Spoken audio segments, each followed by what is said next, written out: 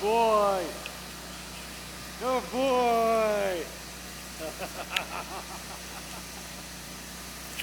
Good boy.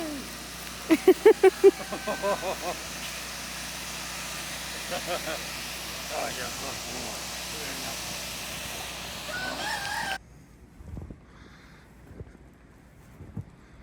Well, we got this poplar tree, the one on the property. I was planning on throwing it back into the new area where we were cutting. Decided to uproot and make its way into the blueberries. I'm gonna try to get this freed up off the top, and there's some straight logs in there that I might, mill out for trim or, something. So anyway, it's got another maple that came down uproot over there. So we're gonna get to work.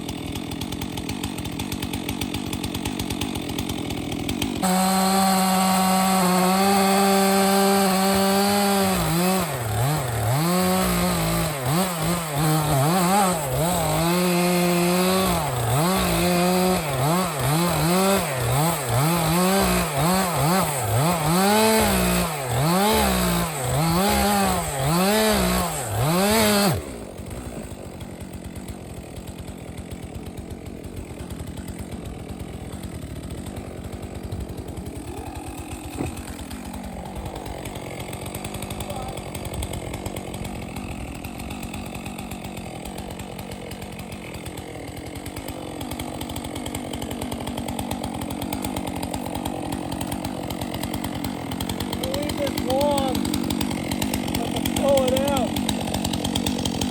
at some point. Gotta pay attention to these tops. It's still storm and windy, but I think if I can get a chain or a strap on this, pull it up out that way with the tractor, that's probably gonna be the best way to get this log out of here. We'll get that one all processed. That'll be nice to mix into the oak and the black birch for firewood for us and other folks in the area. So we'll keep it rolling. Let's go get this little sample all worked out.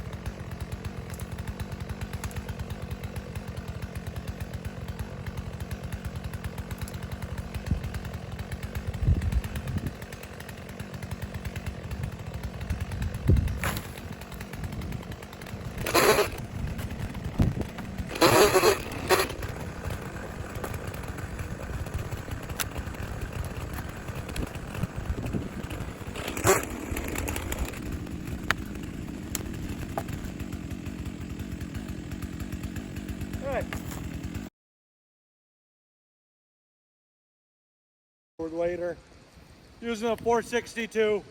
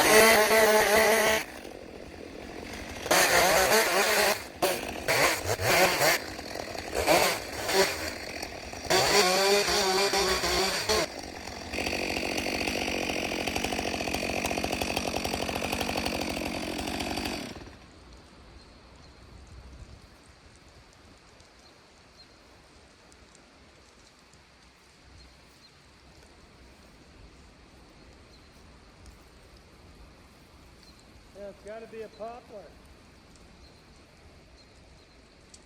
Yeah, it smells like poplar. This is why you don't have poplar trees anywhere near your house.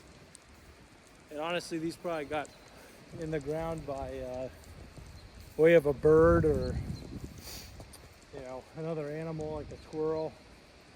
Because we don't really have any that grows around here.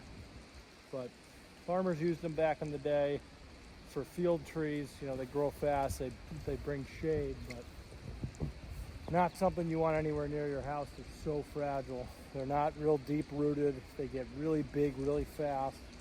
There were a couple over at my mother's house that were, you know, 3-4 feet at the stump, and we had those removed really quickly because it would have been a mess. It would have fell on the house. So looks like we had another tree that came down over in this area, and we'll see what we're working with over there.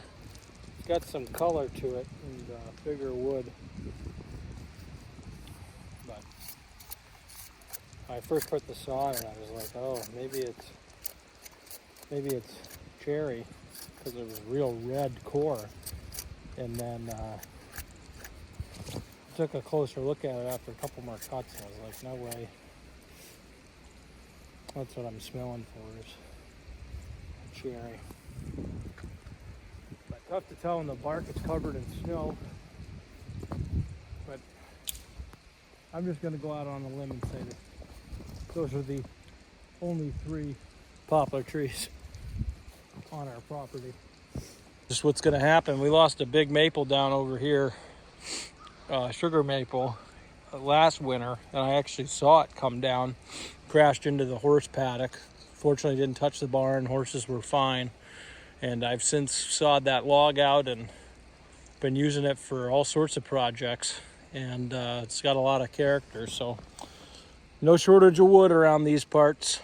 But thanks for watching, and we'll come back at you with the next one and keep the chainsaws running.